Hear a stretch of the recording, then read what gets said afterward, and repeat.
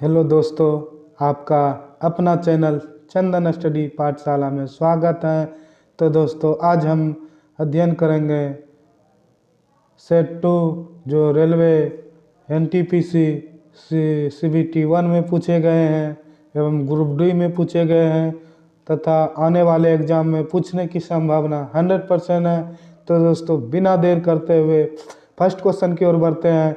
तो दोस्तों, first question है रेड डाटा बुक।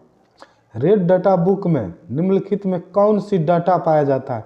तो दोस्तों, रेड डाटा बुक एक तरह से विलुप्त प्रजातियां, विलुप्त जानवर प्रजातियां होते हैं, उसके बारे में जानकारी प्राप्त होते हैं। तो दोस्तों, आंसर हो जाएगा ऑप्शन नंबर सी, सभी विलुप्त प्रजातियां, जैसे अभी डायनासोर हो गया और अनेक प्रकार की प्रजातियां जो विलुप्त होते जा रहे हैं, उसी तरह इस रेड डाटा बुक में उस सब के बारे में जानकारी प्राप्त रहता है।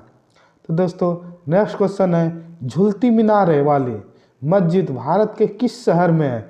तो दोस्तों, झूलती मीनार वाली मस्जिद एक मस्जिद है, वो भारत के किस राज्य में पाया जाता है? तो दोस्तों, झूलती मीनार वाली मस्जिद भारत के अहमदाबाद में पाया जाता है। ऑप्शन नंबर बी सही हो जाएगा। नेक्स्ट क्वेश्चन है the world outside mind window किसके द्वारा लिखी गई है?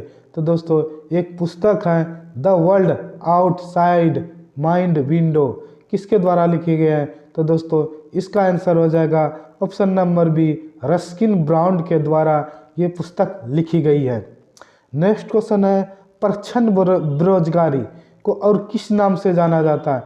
तो दोस्तों, एक यह प्रच्छन्न बेरोजगारी यह एक देश के लिए बड़ी समस्या है। दोस्तों, यह एक अन्य नाम से दोस्तों अल्प बेरोजगार के नाम से जाना जाता है। अल्प रोजगार, अल्प रोजगार का मतलब जैसे हुआ सीजन में रोजगार मिलता है, बाकी दिन बैठे रह जाता है। नेक्स्ट क्वेश्चन है निम्नलिखित में कौन से भारतीय संसद के संगठक है? तो दोस्तों, भारतीय संसद के कौन कौन संगठक होते हैं? तो दोस्तों, राष्ट्रपति, राज्यसभा, लोकसभा, ये तीनों ऐसे संगठक हैं जो भारतीय संसद को चलाता है। तो इसका ऑप्शन हो जाएगा ऑप्शन नंबर डी, तीनों। नेक्स्ट क्वेश्चन है निम्नलिखित में कौन से भारत राज्य का कार्यपालक अध्यक्ष होता है? तो दोस्तों, भारत राज्य का कार्यपालक अध्यक्ष ऑप्शन नंबर बी हो जाएगा, राष्ट्रपति होता है। नेक्स्ट क्वेश्चन है कोणार्क का सूर्य मंदिर किसने बनवाया था? तो दोस्तों, प्रसिद्ध कोणार्क का सूर्य मंदिर जो उड़ीसा में स्थित है, वह ऑप्शन नंबर बी, नरसिंहदेव प्रथम द्वारा बनवाया गया था। अगला क्वेश्चन है निम्नलिखित में से किस देश से अमेजन नदी बहती है? तो दोस्तों, बहुत वेरी इंपॉर्टेंट क्वेश्चन है कि अमेजन नदी किस देश से होकर बहती है? तो दोस्तों, आप जानते ही होंगे अमेजन नदी सबसे चौड़ी नदी है, वह ऑप्शन नंबर सी, ब्राज़ील से होकर बहती है। अगला क्वेश्चन है सह्याद्री पर्वत श्रृंखला का अन्य नाम क्या है? तो दोस्तों, सह्याद्री पर्वत श्रृंखला का एक अन्य नाम ऑप्शन नंबर सी, पश्चिमी घाट है। नेक्स्ट क्वेश्चन है भारतीय वानिकी संस्थान भारत के किस शहर में स्थित है? तो दोस्तों, भारतीय वानिकी संस्थान भारत के देहरादून में स्थित है, जिसे फॉरेस्ट ऑफ द मैन के रूप में जाने जाते हैं, देहरादून। नेक्स्ट क्वेश्चन है निम्नलिखित का मिलान कीजिए।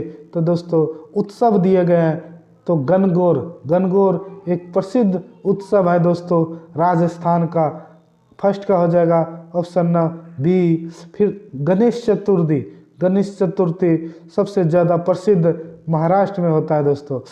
दुर्गा पूजा हो जाएगा दोस्तों पश्चिम बंगाल। तो इसका आंसर हो जाएगा दोस्तों option number A. Next question है नंबर डू लाइट नामक पुस्तक किसने लिखा था? तो दोस्तों, नंबर डू लाइट नामक पुस्तक ऑप्शन नंबर बी, आकाश चोपड़ा ने लिखा है। अगला क्वेश्चन है किस देश के साथ भारत की सबसे लंबी अंतर्राष्ट्रीय सीमा है? तो दोस्तों, भारत के एक पड़ोसी देश जो बांग्लादेश है, उसके साथ सबसे लंबी अंतर्राष्ट्रीय सीमा लगता है। तो इसका आंसर हो जाएगा सी, बांग्लादेश।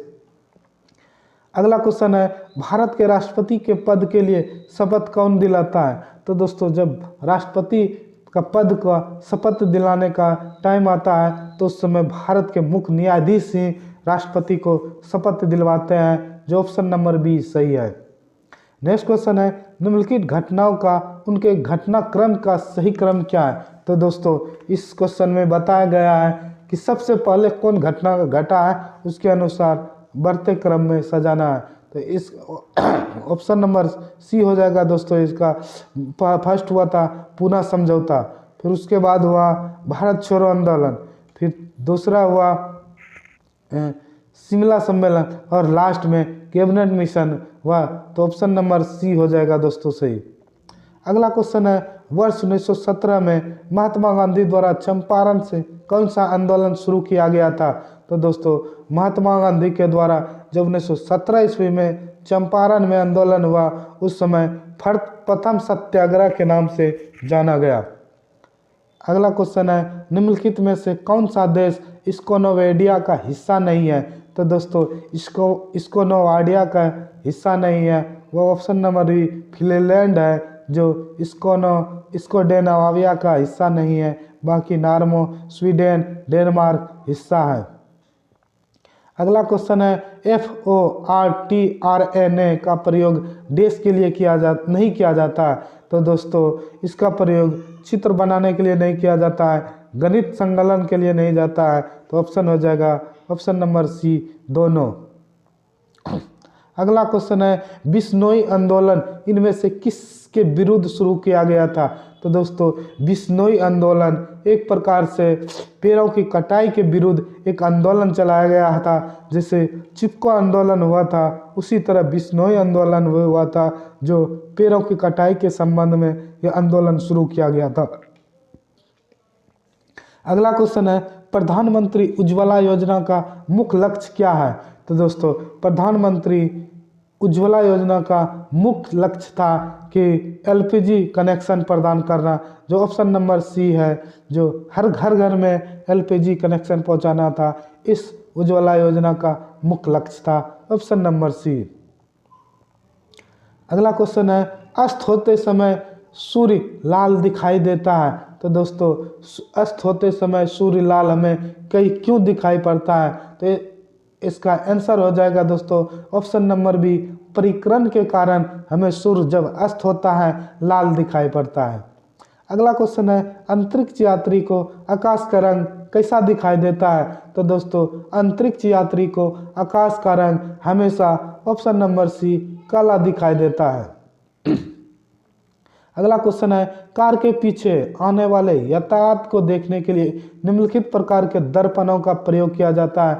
तो दोस्तों आपने देखे होंगे कार में, मोटरसाइकिल और अन्य प्रकार के वाहनों में एक दर्पण लगा होता है, जो वो दर्पण उत्तल दर्पण होता है, जो हमें पीछे से आते हुए वस्तुओं को छवि दिखाई देता है। अगला क्वेश्चन है, जब दो समांतर समतल दर्पण के बीच कोई वस्तु रख दी जाती है तो बनने वाली प्रतिबिंब की संख्या कितना होगी? तो दोस्तों जब हम दो दर्पण को समांतर में रख देते हैं उसके बीच में कोई वस्तु रखेंगे वह अनंत दिखाई देगा, ऑप्शन नंबर डी। अगला क्वेश्चन है, मानव शरीर का कौन सा हिस्सा पित्त रस को संग्रहित करता है? तो दोस्तों मानव शरीर का हिस्सा वह पित्त रस होता है, जो पित्त रस को संग्रहित करता है। अगला क्वेश्चन है, चंद्रयान फर्स्ट का प्रक्षेपण किया गया था? तो दोस्तों चंद्रयान प्रथम का प्रक्षेपण ऑप्शन नंबर डी हो जाएगा, आंध्र प्रदेश से किया गया था। अगला क्वेश्चन है, चंद्रमा पर जाने के लिए दुनिया की पहली प्राइवेट फ्लाइट योजना का नाम क्या है? तो दोस्तों अब आप चंद्रमा पर जाने के लिए एक प्राइवेट योजना लॉन्च किया गया है, उस प्राइवेट योजना का नाम है option number A moon express. Moon express के माध्यम से आप कोई भी प्राइवेट फ्लाइट से मून का सफ़र कर सकते हैं। अगला क्वेश्चन है, निम्नलिखित में कौन सा एक कथन चीनी अंतरिक्ष यान शेनझाओ 7 के बारे में सही नहीं है? तो ऑप्शन नंबर 1 हो जाएगा दोस्तों, इसमें 4 अंतरिक्ष यात्री थे, इसमें 4 अंतरिक्ष यात्री थे। ये ऑप्शन नंबर गलत है दोस्तों, बाकी 3 सही है। अगला क्वेश्चन है, अगस्त 2016 में चीन ने मिसियस उपनाम से एक प्रणाली विकसित की थी जो डेस नाम से जाने जाते हैं। तो दोस्तों एक क्वांटम उपग्रह संचार प्रणाली है जो मिसियस उपनाम के नाम से विकसित किए गए थे। अगला क्वेश्चन है, किस अंतरिक्ष एजेंसी ने हाल ही में उपग्रह को ले जाने वाले विश्व के सबसे छोटे रॉकेट का सफल परीक्षण किया? तो दोस्तों विश्व के सबसे छोटा उपग्रह को ले जाने वाले रॉकेट का सफल परीक्षण किया, वह ऑप्शन नंबर डी हो जाएगा दोस्तों, जोक्सा ने विकसित किया। अगला क्वेश्चन है, एक इलेक्ट्रिक हीटर के टर्मिनल के बीच विभवांतर 60 वोल्ट होता है जब यह स्रोत 4 एम्पियर की धारा प्रवाहित करता है। यदि विभवांतर बढ़कर 172.5 वोल्ट हो जाता है तो हीटर द्वारा प्राप्त की जाने वाली धारा कितनी होगी? तो दोस्तों ऑप्शन नंबर सी हो जाएगा 11.5 एम्पियर। अगला क्वेश्चन है, निम्नलिखित में से किसमें उत्तल दर्पण का प्रयोग किया जाता है? तो दोस्तों उत्तल दर्पण का प्रयोग आप जानते ही होंगे रिवर व्यू के रूप में, मिरर के रूप में प्रयोग किया जाता है। अगला क्वेश्चन है, निम्नलिखित में कौन सा किसी ध्वनि तरंग के प्रति इकाई समय में किए गए दोलन के आयाम है? तो ऑप्शन नंबर डी हो जाएगा दोस्तों, आवृत्ति। अगला क्वेश्चन है, बोरोसिलिकेट ग्लास बर्तन को माइक्रोवेव ओवन में प्रयोग किया जाता है क्योंकि यह ऑप्शन नंबर बी हो जाएगा, यह अत्यधिक ऊष्मा प्रतिरोधी होती है, इसीलिए बोरोसिलिकेट ग्लास बर्तन के माइक्रोवेव ओवन में प्रयोग किया जाता है। अगला क्वेश्चन है, यदि कोई वस्तु डूबती है तो वस्तु पर तरल द्वारा प्रयुक्त उत्क्षेप डैश होगा?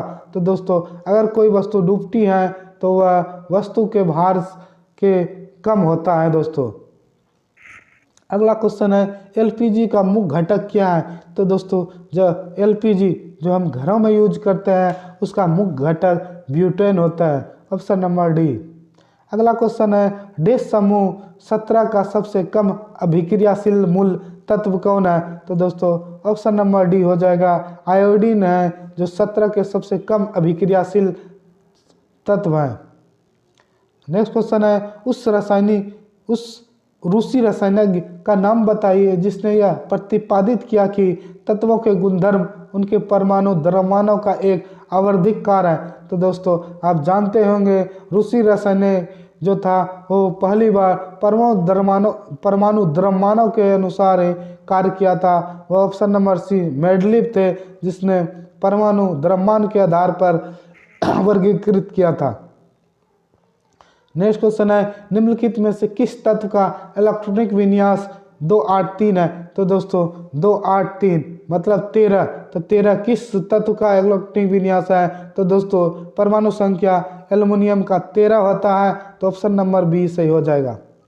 नेक्स्ट क्वेश्चन है, द्रव के ठोस में परिवर्तन की प्रक्रिया को क्या कहा जाता है? तो दोस्तों द्रव को ठोस में परिवर्तित करने की प्रक्रिया को हिमीकरण कहते हैं। तो दोस्तों टोटल 40 क्वेश्चन थे जो ग्रुप डी एनटीपीसी बार बार पूछे गए हैं क्वेश्चन, उसका छाट के लाए थे। दोस्तों अगर ये वीडियो पसंद आए तो दोस्तों इस चैनल को सब्सक्राइब करें और ज़्यादा से ज़्यादा दोस्तों के बीच शेयर करें। धन्यवाद।